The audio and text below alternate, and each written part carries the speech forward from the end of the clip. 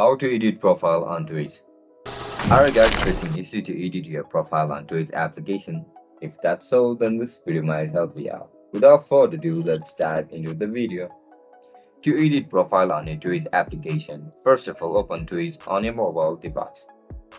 Once you open the Twitch, just simply log in into your account with your registered email and password. After you get logged in, look at the right bottom of the screen where you can see this option for profile. Tap on it. After you click on it, tap on settings icon. Once you click on settings icon, you can see the option for account.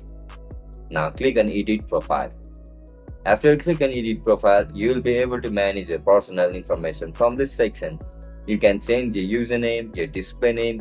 You can also add bio, and also you can manage or add your social links in this profile of Twitch.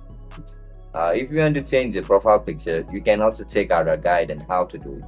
Now, if you want to change any of the options from this page, just simply tap on it. And that's it guys, that's how you're gonna edit profile onto this application.